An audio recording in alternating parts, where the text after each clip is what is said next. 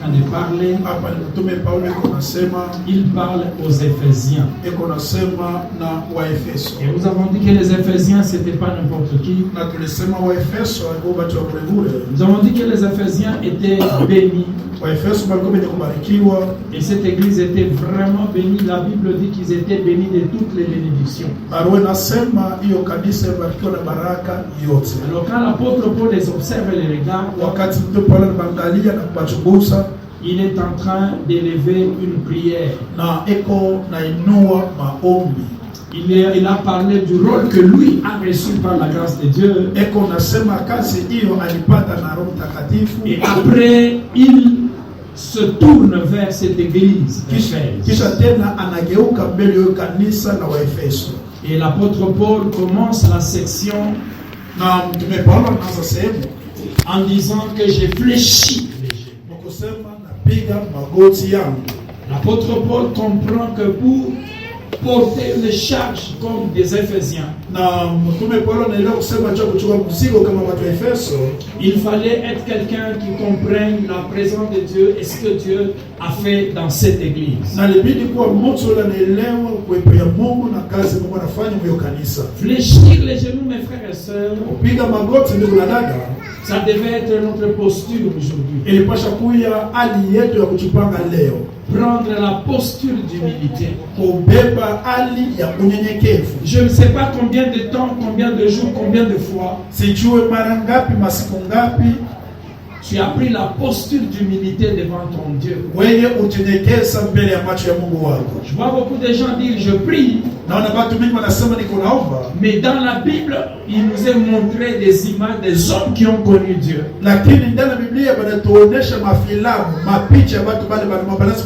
Et qui ont adopté des postures pour nous enseigner. Paul dit à cause de cela. Il y a toujours une cause de cela. Ça peut être parce que j'étais malade. Et Dieu m'a guéri. Alors je prends la résolution. Je dis à cause de cela. Peut-être que j'ai une promotion. Peut-être que je suis passé par une situation compliquée, difficile. Peut-être que je suis passé par des bonnes nouvelles, de bonnes choses que Dieu a opérées dans ma vie. Dans la famille et dans mon entourage. Quand je regarde le pays, je regarde la province, je peux avoir à cause de cela. Je prie que Dieu te fasse grâce, mon frère et ma soeur, pour que tu aies à cause de cela. Parce que c'est dans ça que c'est comme ça que Paul introduit son message. Il prend une posture d'humilité. Il prend une posture de révérence. Alors nous avons vu que quand Paul parle, quand Paul prie, il ne se focalise pas sur les biens. Ici, Paul ne prie pas en fonction des biens matériels.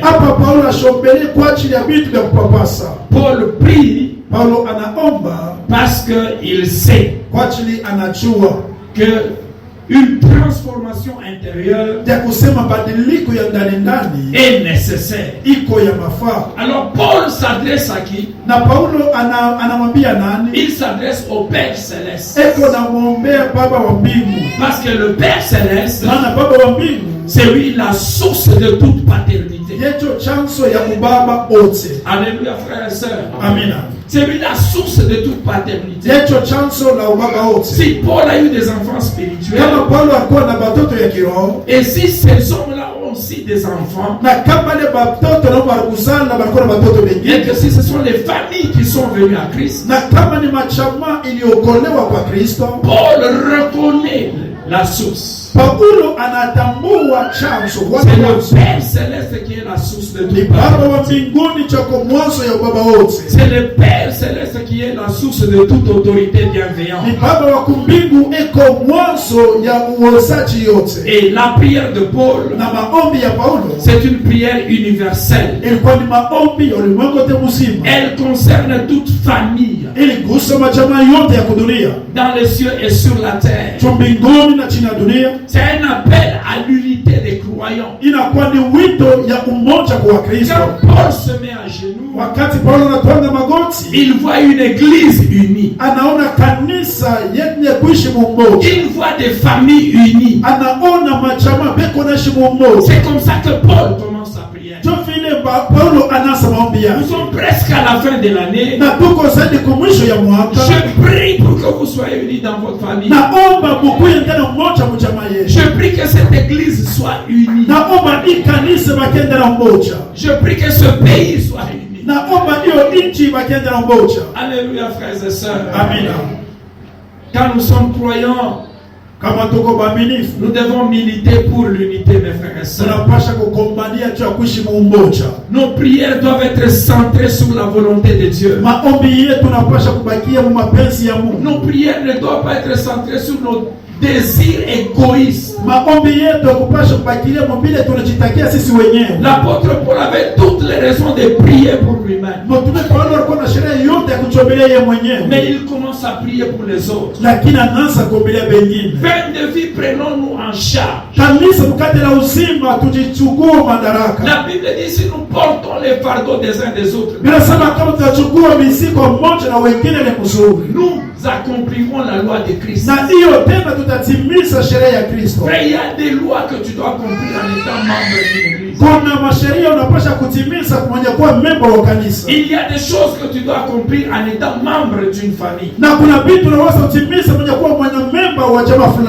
Non pas sur tes désirs égoïstes.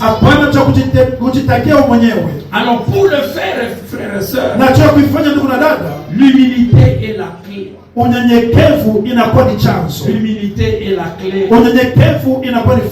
La clé pour entrer dans la présence de Dieu. Souvenez-vous, la Bible dit Dieu résiste aux orgueilleux. Dieu résiste aux orgueilleux. J'ai vu beaucoup de gens venir prier, fréquenter les églises, servir Dieu. Mais quand tu les observes de près, ils ne sont pas brisés. Alors dès lors qu'ils ne sont pas brisés, il y a beaucoup de choses que ces gens-là n'expérimentent pas certaines choses de la part de Dieu.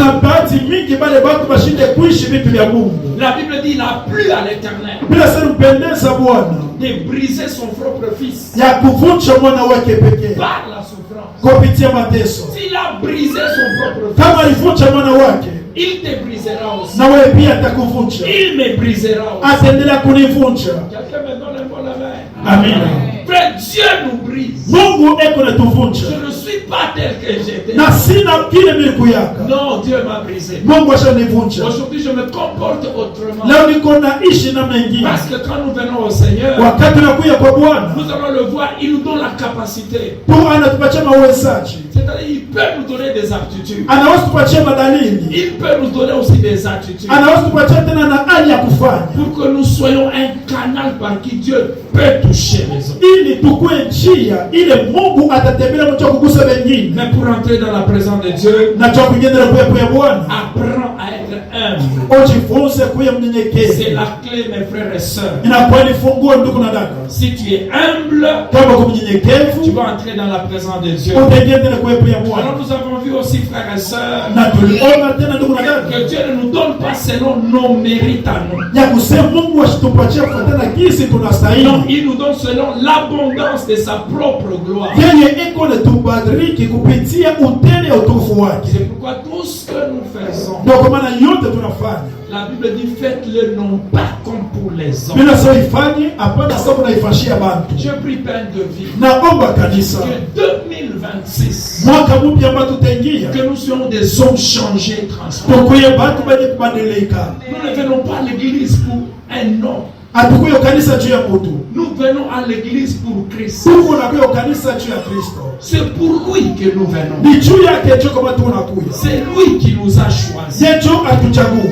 C'est lui, bien-aimé dans le Seigneur, qui nous a aimés le premier. Ndio atupenda wa kwanza. Lui nous a aimés même quand nous étions pécheurs. Atupenda wakati tulikuwa batenda dhambi. Voilà pourquoi nous nous critiquons à l'église. Ndio kama tunajisarau kukanisa. Mais lui ne nous critique pas. Mais yeye ashitusarau. Parce qu'il nous a aimés lorsque nous étions faibles. Atupenda wakati tulikuwa dhaifu. Alors quand nous venons à l'église, Na wakati wa kanisa, tous nous ne sommes pas forts. sote hatuna na nguvu. C'est pourquoi Paul prie Ndio kwa maana Paulo naomba que cette église soit fortifiée. ya kusema hiyo kanisa ikamilishiwe. Il y avait des forts et des faibles. Kulikuwa watu wa nguvu, kulikuwa na À dhaifu. l'église, il y aura des forts et des faibles. Kwa kanisa kutaka wa nguvu na dhaifu. Mais nous devons être transformés Lakini tunapaswa kubadilika pour que nous puissions nous supporter, mes frères et ili sœurs. tupate kuvumiliana umoja na wengine. Parce que tout ce que nous allons faire, Maana yote ambayo tutafanya, n'oubliez pas que c'est pour la gloire de Dieu. msiseme ya kusema ni kwa ajili ya utukufu ya Mungu. Quand tu ne parles pas à quelqu'un, qu'est-ce que tu es dans la gloire de Dieu. Wakati ausumbulie na mtu eti uko ndani ya utukufu ya Mungu. Aujourd'hui, c'est trop fréquent à l'église. Leo vile vitu vinaonekana sana mkanisa. Nous trouvons ça normal alors que c'est anormal. Na tunaona kuya kawaida lakini haina kawaida. On ne parle pas à quelqu'un, mais on prie avec lui dans la même église. Mtu asisumbulie na mwingine, mebote wanaomba kanisa moja. On se demande c'est quel Dieu qu'on prie. Na tunajiuliza ni Mungu kani mko naomba. Et c'est quelle Bible que nous lisons. Na Biblia kanini mko nasoma. Et c'est quelle orientation spirituelle que nous avons de la Ni parole. kuongozwa kwa namna kani kwa Roho Mtakatifu leo miongoza Et vipi. c'est quelle éducation chrétienne que nous avons reçue. Maadhimisho wale mafundisho kanini wana miti pota. En fait, pour devenir qui et faire quoi. Na juu ya kuya nani na kwa ajili ya kufanya nini. Jésus avait dit, nous serons la lumière du monde. Yesu alisema tutakuwa nuru ya ulimwengu. Amen, frères et sœurs. Amina. Et Jésus ne le fait pas pour nous. Na Yesu ashifanye kwa ajili yetu. Et quand Jésus le fait, Na wakati anayefanya il vient pour visiter nos cœurs. anakuja cha kupekua mioyo zetu. Il veut que nous soyons fortifiés. Anapenda sisi tukamilishiwe.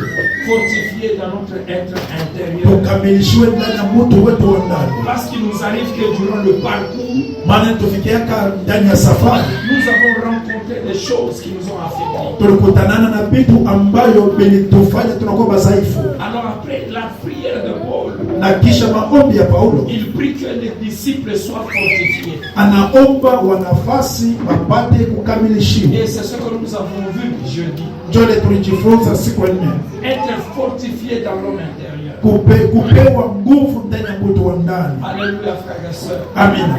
Nous sommes fortifiés parce que Jésus veut habiter dans nos cœurs. Mungu anatupatia nguvu maana Kristo Yesu anapenda kukaa ndani ya mioyo zetu. Jésus ne fait pas que nous visiter seulement, Yesu asipende tu kututembelea tu, mais Jésus veut habiter dans notre cœur. lakini Yesu anapenda akae ndani ya mioyo zetu. Est-ce que Jésus habite dans ton cœur? Eti Kristo Yesu anakaa ndani ya moyo wako. Quand nous parlons d'habiter de Jésus, Wakati unasema jo makao ya nous Yesu, avons dit que Jésus veut faire une résidence permanente dans ton cœur. na Yesu anapenda moyo wako uwe fasa ataishi kila siku. Alléluia. Amen. Alors s'il est permanemment dans ton cœur, Na kama eko siku zote ndani ya moyo il wako, doit y habiter par la foi. anapasha kukaa kupitia imani. Amen, amen. Amen. Il habite en nous, Christ en nous par la foi. Anakaa ndani mwetu Kristo kupitia imani. Et s'il habite en nous, Na kama anakaa ndani mwetu c'est parce que la vraie force de l'homme, ni kwa ajili ya nguvu binafsi ya mtu. la force spirituelle que l'homme peut déployer, Nguvu ya kiroho mtu anaweza kuonesha ne vient jamais de nos propres efforts. aitokee kwa uwezaji yetu. La Bible dit un homme ne peut donner Bila sema mtu anaweza kuleta que ce que le ciel lui a donné. mpaka kile mbingu Et ilimupatishia. qu'est-ce que le ciel nous a donné? Mbingu itupatishia nini? Jean répond, il dit ceci. Yohana anajibia anasema hivi. Il dit car Dieu a tant aimé le monde. Asema maana Mungu alipopenda ulimwengu Il a donné son Fils unique. akatoa mwana wake pekee. Bien aimé, ce que le ciel nous donne en premier, Kile mbingu inatupatia cha kwanza c'est pas encore l'argent. haina franga, Ce ne sont pas les voitures. haina magari, Ce ne sont pas les habits et tout qu'on sort. haina mavazi na vinginevyo. Ce que le ciel nous donne avant, Kile mbingu inatupatia cha kwanza c'est Christ ni Kristo et le roi des cieux. na ufalme wa mbingu. C'est pourquoi Matthieu dit ceci. Ndio kwa maana Mathayo anasema hivi. Il dit cherchez premièrement. Asema tafuteni cha kwanza. J'ai vu des gens aller en prière prière, Bili batu wenye maombi. aller en retraite, Anenda kujifungilia. c'est pas mal. Haina mubaya. J'ai fait des retraites. Na kujifungilia Je kuomba prie aussi. na ombaka Il m'arrive de m'enfermer. inanifikia nijifungia. Ah, je m'enferme. Najifungia. Mais quand je m'enferme, Wakati najifungia, j'ai appris que la première chose, najifunza kitu cha kwanza. Matthieu dit chercher d'abord le royaume. Matana sitafuteni kwanza ufalme. D'abord le royaume. Kwanza ufalme. Le royaume, Ufalme c'est l'essentiel. iko ya mafalme. Un mariage Ndoa sans royaume pasipo ufalme est une catastrophe. iko uharibifu. Une famille Jamaa sans royaume, pasipo ufalme vous pouvez vous déchirer jusqu'à vous entretuer. unaweza kukabulana hadi kuuana. Une amitié sans royaume, Urafiki pasipo ufalme vous allez vous trahir. mutajitoa. Alléluia. Amina. D'abord le royaume est fait. Kwanza ufalme, wapendwa. Que Christ soit accepté. Kristo akubaliwe. Si Christ est accepté, Kama Kristo anakubaliwa, pas seulement accepté, hapana tukubaliwa, mais le laisser aussi régner. lakini kumwachilia yeye Est-ce atawale. que Christ règne dans tes pensées? Eti Kristo anatawala ndani ya mawazo Est-ce yako. que Christ règne dans tes paroles? Eti Kristo anatawala misemo yako. Est-ce que Christ règne dans tes attitudes? Eti Kristo anatawala madalili Est-ce yako. que Christ règne réellement Est-ce- dans tes résolutions? Eti Kristo anatawala kwa ukweli ndani ya mipango Est-ce yako. que Christ règne dans votre couple? Eti Kristo anatawala ndani ya chose lenu. Est-ce que Christ est l'essentiel de votre couple? Eti Kristo yeye ni kitu cha muhimu ndani ya chose lenu. Pas seulement l'essentiel, mais l'essence de ce que vous dites, la source de ce que vous faites. Hapana tu kitu cha muhimu, lakini kule mwanzo ya kyote mnaishi. Alors bien aimés, si nous le laissons en nous, Kwa hiyo mpendwa, kama tutamwachilia ndani mwetu, nous laissons l'Esprit de Dieu agir en nous. kwacha roho ya Mungu atumike ndani mwetu, Alors en ce moment-là, mes frères et sœurs, pale mpendwa ndani ya Bwana, Christ va nous donner une force spirituelle. Kristo atatupa nguvu ya kiroho. L'Esprit de Dieu va agir en nous. Roho ya Mungu atatumika ndani mwetu. Alors l'Esprit de Dieu fera de grandes choses en nous. Roho Mtakatifu atafanya vitu vinene ndani mwetu. Pourquoi est-ce qu'il veut rester en nous? Kwa nini anapenda kukaa ndani mwetu? Parce qu'il n'y a que par sa présence en nous Maana ni kupitia tu kuwepo wake ndani que mwetu nous pouvons comprendre certaines choses. sisi tunaweza kuelewa vitu vingine. La Bible dit un homme, Bila sema Charnel. moto mwili, il ne comprend pas les choses de l'Esprit. yeye asielewake maneno ya C'est la kiroho. raison pour laquelle, mes frères et sœurs, Ndio kwa maana ndugu na dada, ne te précipite pas à faire certaines choses. hapana kuwa haraka kufanya vitu vingine Si tu n'es pas convaincu kama wewe auhakikishie que Christ habite réellement en na toi, kusema kweli kweli Kristo anakaa ndani mwako. la bénité le voit paraître droit, Bila sema hii njia inaonekanika ya kunyoloka, mais sa finalité, c'est la mort. lakini mwisho yake ni lufu. J'ai vu des jeunes gens prendre des Bibles, Miliona vijana kuchukua Biblia aller dans cette ville soi-disant évangéliste, banenda ndani ya hiyo mji kwenda kupewa habari njema, et demain vous le retrouvez fou. bekesha na mkuta na kwa wazimu. Est-ce que Dieu peut-il appeler quelqu'un Eti mtu Mungu anaweza kuita mtu pour qu'il soit fou demain? tokesha kuye mwenda wazimu? Quand Dieu appelait l'homme de Gadara, Wakati Mungu alita mtu wa il Gadara, n'a pas rechuté dans la folie. yeye asikurudie muwazimu yake. Quelqu'un me dit Amen. Amina. Jeunes gens, je vous en supplie. Vijana na misi Voir des visions, c'est bien. kupata maono ni mzuri, Mais écouter Dieu sur ta mission, c'est mieux. lakini kumsikia Mungu juu ya kazi yako kwa mafaa. Il faut que Christ habite dans nos cœurs. Tafadhali Kristo akae ndani ya zetu. Si le Saint-Esprit n'est pas en nous, Kama Roho Mtakatifu asina ndani mwetu, tu n'es pas un homme spirituel. hauna moto wa kiroho, Tu es un homme charnel. uko mtu mwili, Et un homme charnel na mtu mwili ne peut pas faire la volonté de Dieu. hataweza kufanya mapenzi ya Mungu. Paul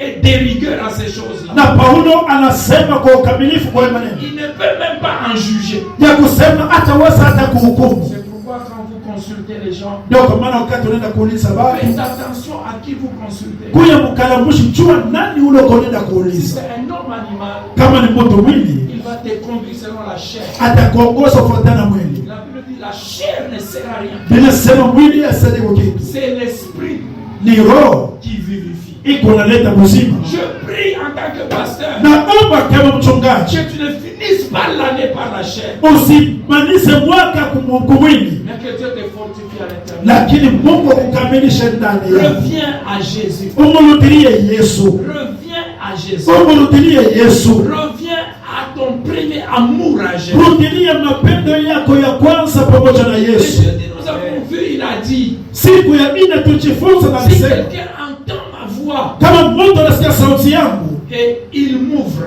na kunifungulia moyo il wake, dit, moi et mon Père. anasema mie na baba yangu. J'étais dans Jean.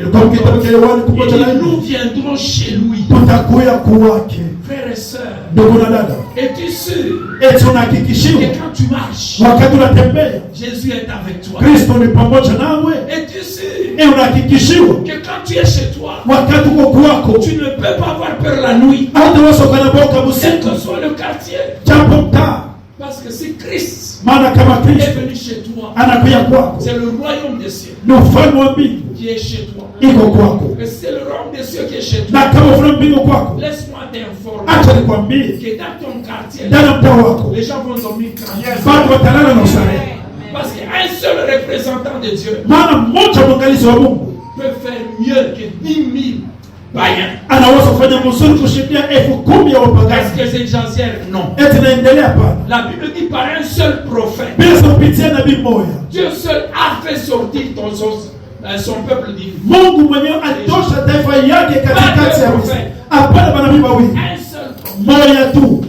Combien de prophètes avons-nous dans cette église? Manabii wangapi tunapo mkanisa huu? Combien de prophètes avons-nous dans notre communauté? Manabii wangapi tunapo komite Il y a yetu? des choses que je n'accepte plus dans mon ministère. Kwa vitu vinashiki yake ndani ya huduma wangu. Frères et sœurs, Ndugu na dada, frères et sœurs, ndugu na dada, revenons à Christ. tumrudilie Kristo. Si aujourd'hui je peux vous aider, Kama leo naweza kusaidia, c'est parce que j'ai accepté de prendre Christ. nicho nilichika kumchukua Kristo. C'est parce que j'ai accepté de suivre Christ. Nicho nilichika kumfuata Kristo. J'ai accepté qu'il entre dans mon cœur. Nilichika ingie ndani ya moyo wangu. J'ai accepté de les laisser faire ce qu'ils veulent faire avec Mimi moi. mwichikie ache kufanya bila napenda kufanya ndani mwangu. C'est ainsi que Paul aussi a dit, ce n'est plus moi qui vis. Ndio kwa maana Paulo alisema aina mie niko naishi. Mais le même Paul avait dit, le bien que je vais faire, je ne le fais pas. Lakini Paulo mwenyewe anasema vizuri napenda ufanye shifanye. Mais le mal que je ne peux pas faire, je le fais. Mais vibaya mimi msipenda ufanye tu nafanya. Il dit, malheur à moi. Anasema ole kwako. Malheur à toi. Ole kwako. Si tu ne fais pas le bien. Kama ufanye vizuri. Malheur à toi, frère. Ole kwako. Si tu ne te laisses pas transformer. Kama haujachilia kubadilika. Parce que Romains 12 dit, laissez-vous transformer. Maana wa Roma 11:2 nasema haujachilia La kubadilika. parole de Dieu a la capacité de transformer quelqu'un. Neno la Mungu na uwezaji kubadilisha mtu. Nous n'avons pas besoin de manipulation. Akuhitaji kusukuma watu. La parole transforme. Neno la Mungu linabadilisha. Il a fallu que Jésus soit à côté de l'homme de Gadara. Tafadhali Yesu kwa pembeni ya mtu wa Gadara. Il a été transformé. Alibadilika. Je prie que le Saint-Esprit te localise ce matin. Naomba Roho Mtakatifu akupate Et que fasili. le Saint-Esprit te transforme. Na Roho Mtakatifu akubadilishe. Si tu es transformé, Kama uko mwenye tu kubadilishiwa, peux transformer les autres. unaweza kubadilisha wengine. Car il n'y a que les hommes transformés Nipata watu wenye kubadilika, qui transforment les autres. bado wanabadilisha wengine. Waouh, qu'est-ce que j'ai dit? Nani nasema? Oui, c'est vrai. Ndiyo kweli. Quand Pierre a osé renier la vision, Wakati Petro alisubutu katela ono, Jésus lui a dit, suis-moi.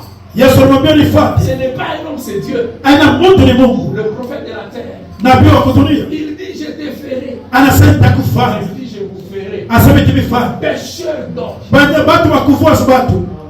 Jésus meurt. Yesu anakufa. Dans l'entretemps, Katikati. Dieu réfléchit. Petro anafikiria. Il dit, hey, c'est difficile. Anasema kijana Je huyu lui avais dit, mimi mwambiaka et nous qui t'avons tout laissé, na shetu liacha vyote est-ce que nous aurions tutapatia monini une réponse? Il m'a donné. na yeye jiwa lipochiaka Il m'a donné tous ceux-là qui m'ont suivi. asebote waliponifuata Ils auront dans ce cercle ici. patapata kwa mia kuungani ya leo D'abord le royaume. falme Maintenant, où est le royaume ici? na ufalme uko wapi? Il dit, je comprends pourquoi il a commencé par le royaume. Asema na leo pichoni alianza na ufalme Et la deuxième chose, il nous dit non, na pia sapana les tribulations. mateso Mais nous passons par quoi avec lui? tuko napitia monini pamoja naye Écoutez, ce n'est pas par hasard qu'ils sont sortis. aina kwa msiba walitoka J'essaie de réfléchir en moi-même. mimi sumutu kufikiria mwenyewe Pourquoi ils ont comme Pierre va sortir? tani mtu saa Petro alitoka C'est que les apôtres avaient manqué. ni kusema ba mitume balikosa Quand ils manquent là, wakati on wanakosa dit non. banasema hapana Pierre dit, c'est pas possible. haiwezekani Faut pas que vous je ne mourrai pas comme ça Mutoni yo aende. et il est fait là Lui est parti. Yesu yeye anaenda. Mais la mer de Galilée est encore là. Mais bahari ya Galilea iko pale. Et puis je suis encore Pierre. Na niko tena na hiyo maisha. Combien d'entre nous, quand vous êtes buteur de bêtises, vous vous rappelez que vous êtes karatéka, iloko eza na kati mais tu peux pas ici. Bamingi bangapi wakati unasema mchikuta kitu fulani kumbuka kile kwa zamani unazofanya. Je parle à quelqu'un. Amen. Iloko eza na kati. Unajua bila unafanyaka. Eza na kati. Biko ndani na viu. Mais tu ne peux pas. Mais utaweza. Non, tu regardes la personne. Naangalia mtu. Que Dieu soit loué. Le Dieu soit loué dit beaucoup. Quand tu dis dans la probabilité, c'est déjà déformé. Quelqu'un peut s'acclamer quand on trempe.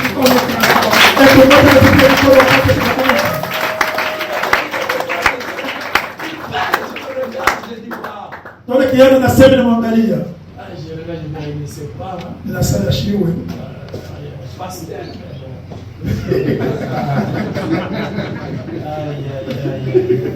Je regarde beaucoup de temps que j'ai passé sur les tatamis. C'est un peu comme ça là. Ceinture noire en karaté, ceinture noire, deuxième dame judo. Jiu-jitsu, j'ai fait self. Ah là là, Père éternel. Mais quand les gens vous parlent, je te regarde, je dis my God. Papa, je regarde, ça veut dire que Dieu soit. Est-ce que Dieu peut être acclamé ce matin? Pierre est sorti. Ce n'était pas pour rien. Non, mais ils ont manqué. Tu manqueras un jour. Mais ne sors pas. Quand Pierre sort là, il oublie. Jésus n'est pas là. Mais il a dit sa parole ne passera pas. Et pour Pierre, il oublie que c'est là où il avait dit. Nous avons péché toute la nuit. Nous n'avons rien trouvé. Écoute frère et soeur. Si tu n'as pas Christ en toi, le Saint-Esprit en toi, ta mémoire va être faillible. C'est ainsi que sous le schéma du désert, les gens vont se rappeler d'une chose. Je peux vous poser une question ce matin. Qui a déjà mangé les concombres? Tout le monde. Papa, est-ce que tu trouves qu'à part de ces choses-là, il fallait... Non, moi le jour où j'ai mangé le fruit, j'ai dit mal. Tu as écrit tout. Mais les gens ont dit, nous mangions des concombres. Va jusqu'où vous pouvez aller. Attention frère. C'est pourquoi la Bible dit le royaume de Dieu là. Que Dieu nous donne premièrement. Mais pas pour le manger et le boire. Si tu es venu pour le manger et le boire, tu fuiras un jour. La Bible dit si c'est pour des choses de ce monde que nous prions seulement, nous sommes les gens les plus malheureux. Qui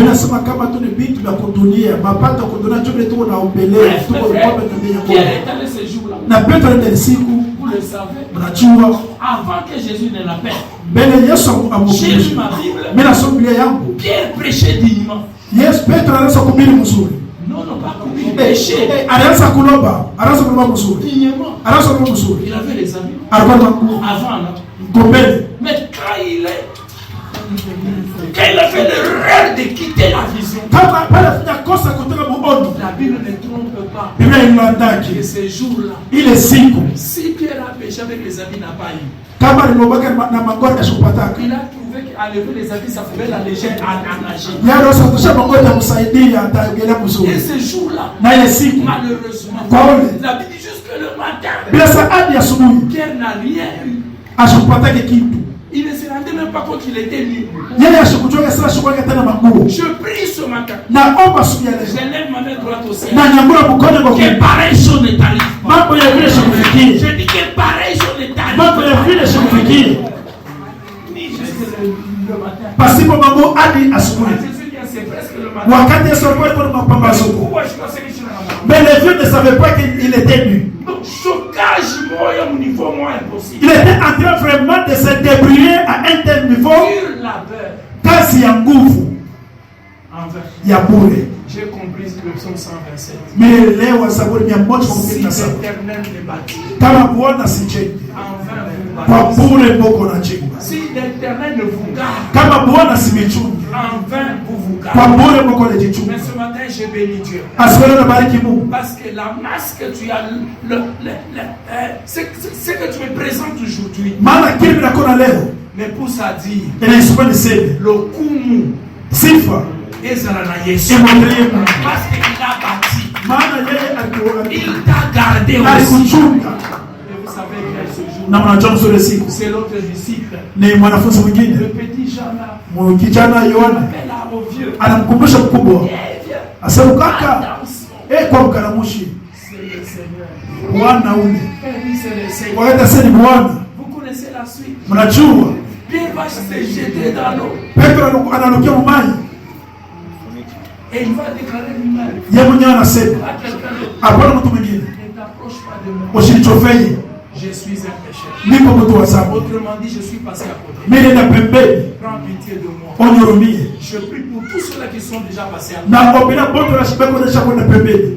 Que Dieu te donne la capacité. Mungu akupatie uwezaji, Que Dieu te fortifie ce Mungu matin. akukamilisha siku ya Dans leo, ton être intérieur. na ndani mtu wako wa ndani, Que tu retournes dans la mission. ndio urudie mukazi. Alléluia, frère et sœur. Amina. Donc, quand il nous fortifie à l'intérieur, Wakati tukamilisha ndani, c'est ainsi que le verset 18 et 19 dit que nous pouvons apprendre la révélation de l'amour de Dieu. ndio kwa maana mtasali ya kumcha mnana ikumoja na kenda, sasa tunaweza kujifunza kupitia ufunuo ya Mungu, Cette révélation-là d'amour de Dieu, na hiyo ufunuo ya mapendo ya Mungu qui est multidimensionnelle, de grâce. iko ya matua ya kuachana chana.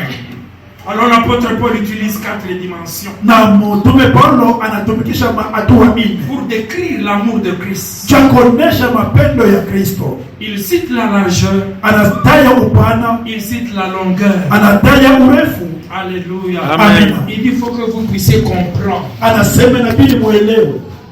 Il dit je prie que vous soyez enracinés et fondés dans l'amour. Asema naomba ili mukuwe na shina na msingi ndani ya Pour mapendo, être capable, compétent à comprendre. juu ya moyo mukuweze kuelewa. Quand on parle de la capacité, frères et sœurs, Wakati unasemea juu ya uwezaji, c'est que Dieu na kusema Mungu ne donne pas seulement une compétence technique Mungu asilete tu uwezaji ya kufanya ou une compétence intellectuelle wala uwezaji ya elimu pour que tu accomplisses une certaine mission. juu wenye ufanye kazi fulani. Non, le mot grec de capacité là, Tamko ya Uyunani ya mamlaka qui fait appel à la compétence, ile inaonesha uwezaji ya kazi, parle aussi d'aptitude. inasema tena uwezaji. Que Dieu te donne l'aptitude. Mungu apatie uwezaji, Voyez, vous êtes engagé. bana kuchukua kazi, On dit vous allez faire les examens d'aptitude physique asema utafanya vipimo ili bajue kile et wiki on peut vous déclarer inapte au travail, na juu ya urefu kilo yako, watasema wewe utaweza kazi aux travaux lourds. kwa kazi ya nguvu, Toi, tu es apte aux travaux légers. banasema utatumika makazi aina Mais mzito quand sana. Jésus vient dans la vie d'une personne, Wakati Yesu anajua maisha ya il mtu, s'introduit à l'intérieur, anaingia ndani ya mtu, il rend apte quelqu'un. anafanya ule mtu anakuwa na nguvu, C'est pourquoi, frères et sœurs, anautoa mtu na dada comme Paul dit, mtu kama anasema fatigué, mwenye kuchoka, mais poursuivant toujours. lakini kunaendelea. C'est cet homme de Paul Ndio huyu mtu qui ambaye va dire encore, alisema tena, priez sans cesse. asatuomba sio kuacha Pourquoi juu ya nini? Dieu l'a rendu capable. Mungu anakupatia uwezaji. Je prie ce matin Naomba siku ya que leo le Saint-Esprit Roho Mtakatifu te rende capable de prier. akuwezeshe siku ya Parce leo, que la Bible dit, je verserai sur vous na Biblia inatamka juu yenu un esprit de grâce roho ya neema et de na ya supplication kusii sur Jérusalem, juu ya Yerusalemu, dans la maison de Dieu. na ndani ya nyumba ya Parce que Mungu, c'est la maison de Dieu. maana ni nyumba ya Mungu. Quand nous y entrons, Wakati tunaingia, Dieu nous rend capable Mungu anatuwezesha par sa présence kupitia ukuwepo à une wake, chose. kupitia kitu C'est kimoja. pourquoi lui-même Jésus, Kwa kumwamini il Yesu, dit, mais là il a été écrit anasema iliandikiwa depuis l'Ancien Testament, tangia Agano za Kale, ma maison nyumba yangu sera une maison de prière. itaitwa nyumba ya maombi, Sera une maison de prière. itaitwa nyumba ya maombi. D'abord danser, chanter. Aina mbele kuimba na Là, kucheza. une maison de prière. Kwanza nyumba ya maombi, Quelqu'un dit avec moi une maison de prière. nyumba ya maombi. Dis, Seigneur, fais de moi une maison de prière. Seigneur, fais de moi une maison de Donc, tu prière. es déjà une maison de prière. Amen. C'est un test que j'ai fait. La Bible dit, ne savez-vous pas? Bila saa mjue. Si tu dis le Seigneur fait de une maison de prière, c'est que tu ne le sais pas. Attention, professeur. Alléluia. Amen. C'est ainsi que nous échouons. Il a été écrit que vous serez une maison de prière. Mais vous, vous en avez fait une caverne de voleurs. Quelle est la solution? Il dit le zèle de la maison. J'ai pris ce matin que le zèle de la maison de Dieu des dévore. Si le zèle de la maison de Dieu, la nuit, tu peux te réveiller. Tu commences à prier. Le quartier chaud. Unasema muluga, unasema tena muluga, unaendelea tena na roketo. Tu commences à prier pour ta vie. Naanza kuomba cha maisha yako. Tu dis Seigneur, tu m'as appelé. Nasema wewe uliniita être pasteur. kuwa mchungaji. Pourquoi je suis pasteur? Kwa nini mchungaji? Comment je serai un bon pasteur? Namna kata mchungaji. Tu m'as appelé à être femme. Uliniita ni kuwa bibi. Mais mon mari ça ne va pas. Mais bwana wangu bibi. Mes enfants ça ne va pas. Watoto bibi. Tu ne peux pas les taper chaque jour. Hata wapiga la simu. Non mes frères. Hapana. Il y a quelque chose qui corrige. Kwa kitu ile inachoka. La parole de Dieu bila neno la Mungu corrige, inachoka, remet dans la voie, inarudisha mchia. Alors quand tu commences à prier, wakati unaanza kuomba, tu commences à briser, unaanza kuvunja les sentences et les jugements, la miséricorde de Dieu opère à travers toi, et les changements s'opèrent, les miracles se font, et ton Dieu est glorifié. Dieu te rend apte. Mungu anakuwezesha. Dis ce matin, Seigneur, rends-moi apte. Bwana niwezeshe. Alléluia. Amen. La deuxième chose, c'est l'adéquation. Kitu cha pili ni kupatana. Adéquation. Kupatana. Dieu nous rend adéquats à lui. Mungu anatupatanisha pamoja naye. Parce que nous devons être semblables à qui? Maana tunapaswa kufanana. C'est pourquoi nous avons le Saint-Esprit. Donc wakati tunarudi kabisa. Facilement même un païen peut te dire. Hata kwa haraka mpaka na sokwambia. Mbona sasa wewe Mkristo? Mais toi tu as dit que tu peux. Kama unaingia mbingu chiko tutengeneza. Mais si toi tu entreras aussi en autos. Il n'y a pas d'adéquation. Mapatano haina hapo. Entre ce que tu professes. Kati ya vile kuna kiri et la réalité. Na vile bantu beko naona vile kunafanya. Je prie que Dieu nous aide ce matin. Naomba Mungu atusaidie asubuhi. Il y a adéquation. Kwa kweli mapatano entre ta vie kati ya maisha yako et la parole na neno la Mungu. C'est ainsi qu'on les a appelés chrétiens, n'est-ce pas? Ndio kwa maana wa Kristo. Antioche. Ndani ya mji wa Antioche. Ils ne sont pas appelés eux-mêmes. Abakuchite kwa benye ba Kristo. On les a regardés. Bali bangalia. Bana baona. Bali bangalishisha. On a analysé. Bana soma. On a conclu. Bana elimu. Il y a adéquation. Basi kuna mapatano. Quand on parle de capacité, on parle de la puissance nécessaire pour accomplir une mission spécifique. C'est pourquoi intercesseur, je vous en supplie. Quand vous venez pour prier la nuit, sauf instruction contraire de la part de l'Éternel, Jésus n'a pas pardonné les disciples. Quand il s'agissait d'intercession, il n'a pas pardonné. Samy, tu me suis. Jésus n'avait pas pardonné. Tu es lecteur de la parole comme moi. Quand il s'est juste éloigné d'un jet, il est rentré, il les a trouvés comment? Vous n'avez pas prié. Il dit, pourquoi dormir? Qui les avait appelés? Il les avait appelés pourquoi? Prier. Alors quand nous venons dans nos veillées la nuit, demandons, comment je dirais, définissons les choses par avance. Est-ce que nous sommes venus dormir ou nous sommes venus prier? Sinon frère, il les a laissés à un moment. Quand il est revenu encore, il a dit,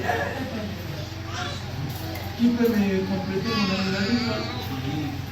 Veillez et priez afin que vous ne puissiez pas tomber dans la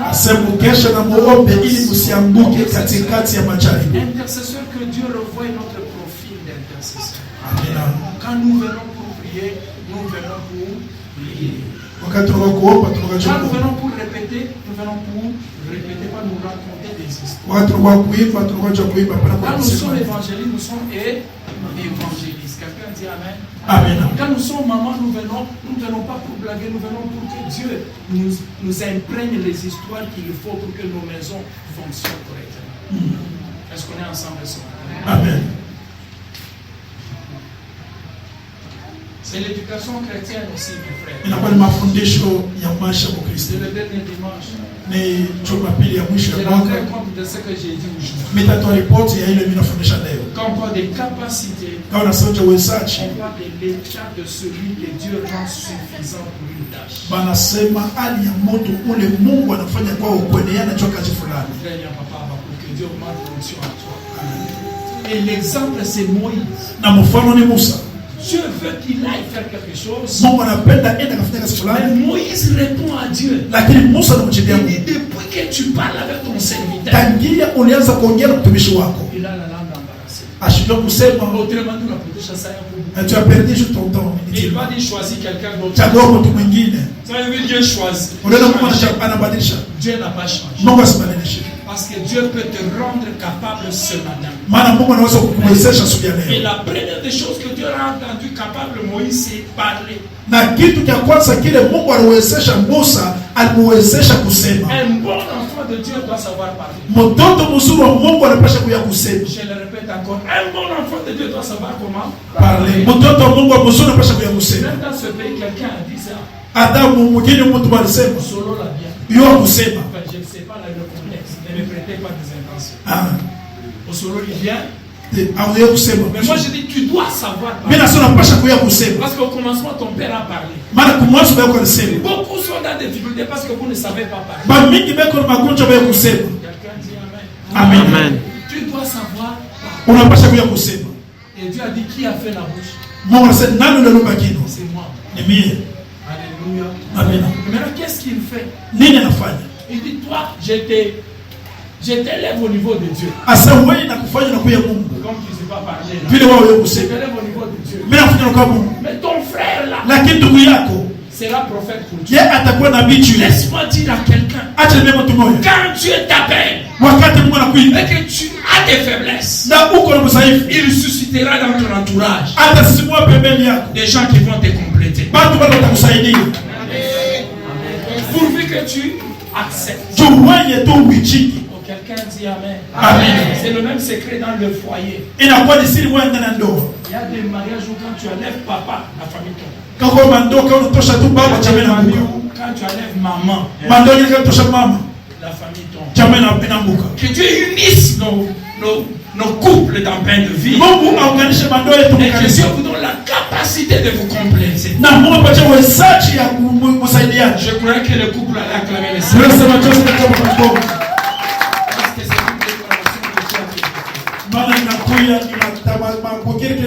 Et Moïse a été capable, n'est-ce pas, de faire ce que Dieu voulait qu'il fasse.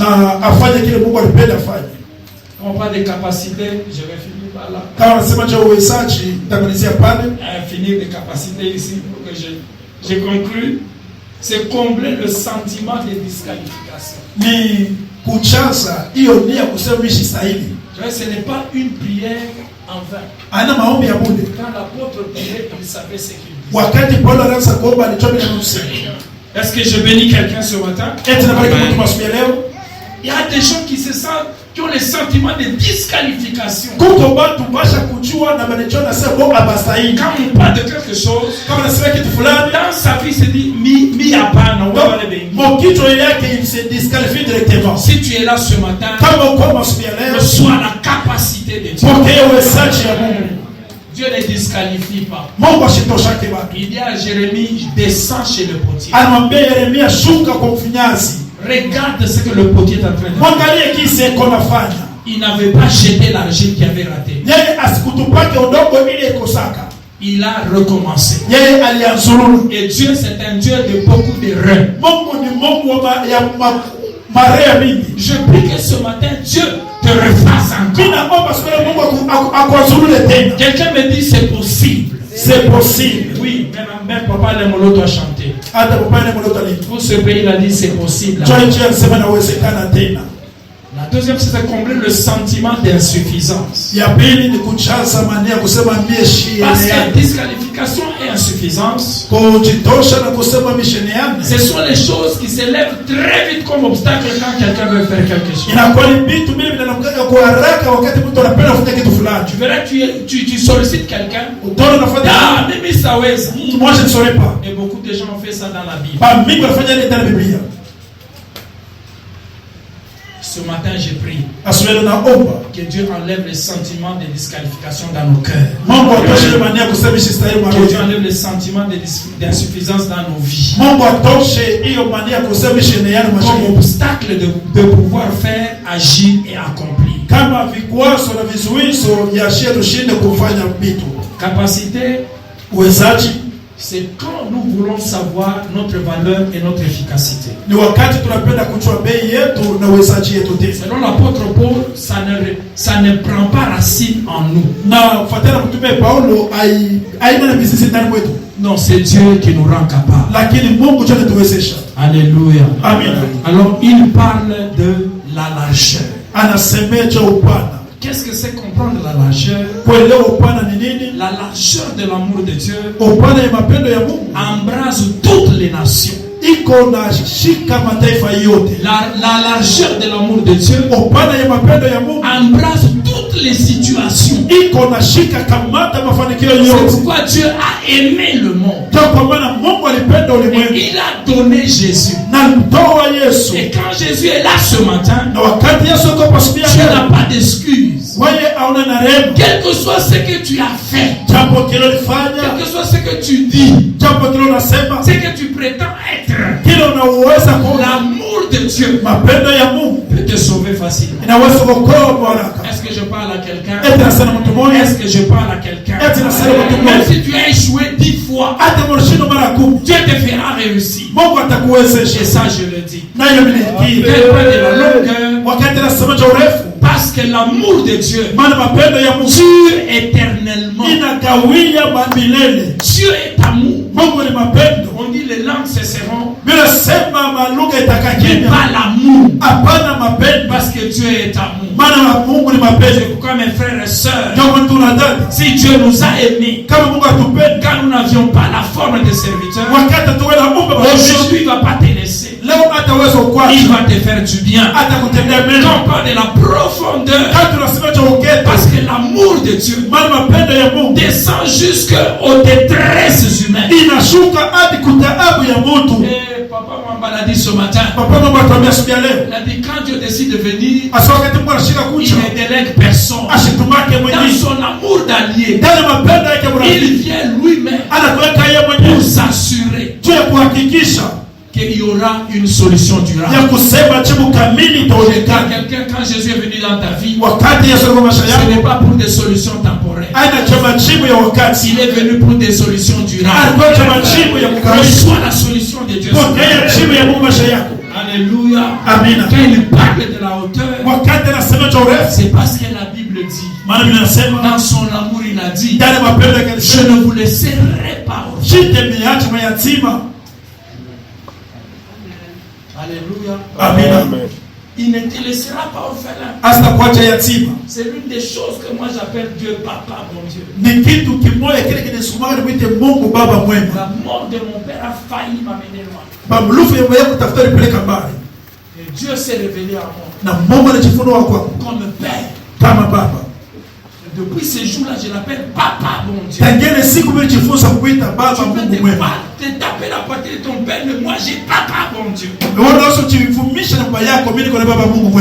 Alors il a dit, je ne vous laisserai pas. Je vais lâcher. Je reviendrai. Je vous prendrai. L'amour de Dieu nous élève jusqu'au ciel. Quand quelqu'un entre en contact avec l'amour de Dieu, sa communion avec Dieu va lui faire connaître le Dieu vrai. Est-ce qu'on est ensemble, mes frères et sœurs? Amen. Et pourtant, cet amour surpasse toute connaissance, que la Bible dit. Hiyo mapendo inapita akili yote. Il ne peut être pleinement compris Inaweza kuya ndani ya utenda kueleweka seulement quand vous l'expérimentez. Kama tu unaishi. Si vous n'avez jamais expérimenté l'amour de Dieu, kama wewe bado kuishi mapendo ya vous ne Mungu, pouvez pas le comprendre. hautaweza kuelewa. C'est pourquoi même les gens disent quand ils souffrent, Ndio kwa maana wakati watu wanateswa, unaweza kunishikia. tu ne sauras pas me comprendre. Mais quelqu'un peut te comprendre. Mais mtu anaweza kuelewa. Il a quitté le ciel. Unatoka mbinguni. Il est venu ici. Anakuja kwa dunia. Il s'est fait homme comme toi. Anachofanya kuwa mtu sawa. Ah, il peut te comprendre facilement. Anaweza kuelewa mzuri. Jésus est la solution à tout. Yesu ni jibu kwa mambo yote. Alléluia, frères et sœurs. Amen. Ainsi, il dit, si nous comprenons cela, na nefela sasa kama tutaelewa hiyo, ça veut dire plus nous grandissons dans la foi, sasa tunaokomea muimani, plus nous découvrons les richesses de l'amour de Dieu. Sasa tunafumbula utajiri mapendo ya Mungu. Et l'amour de Dieu transforme la perception de quelqu'un. Na mapendo ya Mungu inabadilisha hali ya kuona kwa mtu. Il transforme d'abord la perception envers Dieu. Inabadilisha hali ya kuona Mungu, jinsi mtu anaweza kumuona Mungu. Il y a des gens qui croient que Dieu est fâché contre eux tous les jours. Kuko watu wanaosema Mungu ashobashikia kila siku. Dieu c'est un juge pour toi. Mungu yeye ni Mungu si kwake. Non, il n'est pas comme ça. Asina vile. Dans l'amour de Dieu, j'ai compris que Dieu n'est pas un dictateur. Mungu asina Mungu. Moi, je peux dormir mal. Il me dit Kasongo, je t'ai toujours dit. Je ne suis pas venu pour te faire souffrir. Dors bien. Amen. Alléluia. Amen. C'est pourquoi même jeûner les 5 ans ici, j'ai prié Dieu. Donc utakufunga masiku kwa utaanguka bule kunywa secret. J'ai dit moi tu vas rayuwa kusema sinon pasteur si jeûner. Aso utaanguka nikajia. C'est fait là. Amen. Je parle à quelqu'un. Amen. J'ai détruit l'église de Dieu en parlant. Non. Non. Dieu est un père. Mungu yeye ni baba. Je connais ce que c'est être père. Kuya baba ni kusema nini? Il change notre perception envers nous-mêmes. Écoutez-moi. Récemment, un pasteur est mort. Un jeune pasteur. Vous le savez, non? On a fait l'autopsie AVC. Sa femme commence à pleurer parce qu'il ne se reposait pas. Alléluia. Amen. J'ai appris, frère. On est spirituel. Mais on est dans une avion. Des fois, mon mouton a tué. Grâce à Dieu, mon mouton pasteur à l'âne. Vous êtes là? Amen. Il n'y a pas dû que la chose spirituelle. Prier, c'est priver le sommeil. Tu vas perdre la marche. Mais si tu es dans une église où papa n'est pas à la ville, il y a la potière à Bintubio, tu vas mourir là-dedans, tu vas rester veuve. Je refuse au nom de Jésus. Amen. Alléluia. Papa, je fais d'ac. Mais tu as fait d'ac. Mais à ça, je suis à ton frère. Tu es bon là. Je sais pas comment c'est. Vous n'avez pas de fou. Vous n'avez pas de manipuler. C'est dans quelle église où les fils ne pensent pas à leur père? Dieu y a fait une église. Frère, non. Je prends ton papa, anakuwa charnel. Il a son pas chabelle la pluie. C'est ma main bien. Amen. Alors que Dieu nous remplisse. Qu'il nous remplisse. C'est le sommet de la prière de Paul. Que nous soyons remplis de Dieu lui-même.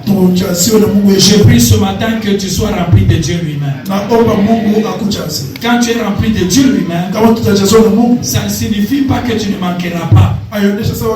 Tu peux manquer, mais Dieu est avec toi. C'est vivre une communion si profonde avec Dieu que tu commences à refléter la nature de Dieu. Tous les croyants doivent refléter la nature de Dieu. Écoute, Dieu ne veut pas que tu vives une foi partielle, ni tiers. Il veut que tu sois entièrement rempli de sa présence. Alors Paul dit il peut nous donner infiniment au-delà de ce que et au-delà de ce que nous demandons, par sa puissance qui agir. Je Je vais finir en te disant ceci, mon frère et ma soeur. ne Ne limitons pas Dieu dans nos prières. S'il vous plaît, ne limitons pas Dieu dans nos prières. Si ton Dieu peut te donner un soulier, il y a quelqu'un qui Dieu donne un avion. Alors ne fais attention dans ta prière. N'attends pas que quelqu'un prie. Ne prends pas n'importe quelle phrase de la Bible pour te l'appliquer. Tu n'es pas Job. Attention à ce que tu dis. Je vais être mon papa Daniel, frère. À moins que tu sois mon fils, frère, dans la foi. Tout mandat a un manteau.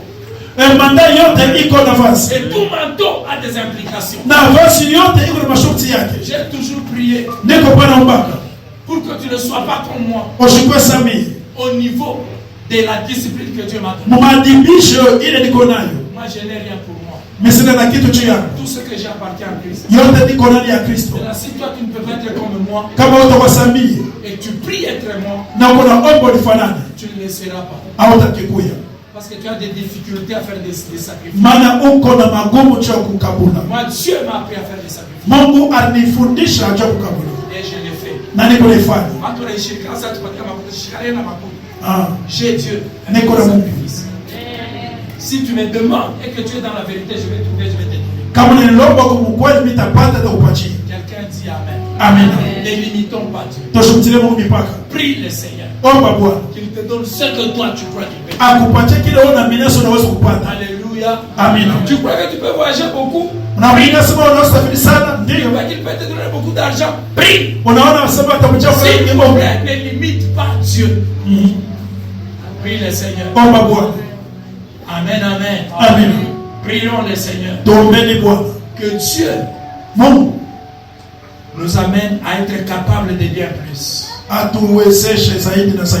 Et la finalité de toutes ces choses ici, c'est la gloire de Dieu dans l'église. La gloire de Dieu dans nos familles. En Jésus-Christ pour toutes les générations. Que notre vie ce matin, que notre croissance spirituelle ce matin, que nos prières exaucées, tout cela doit refléter Dieu. Ça doit refléter Dieu, mes frères. Ça doit refléter Dieu. Ça doit refléter Dieu. Alors laissons Dieu nous habiter. Ce matin, laissons Dieu nous fortifier. Laissons Dieu nous aimer. Et laissons Dieu nous remplir de sa plénitude. Nous serons transformés. Et nous pouvons être efficaces pour l'œuvre de Dieu. Que Dieu bénisse sa parole. Que Dieu bénisse sa parole ce matin.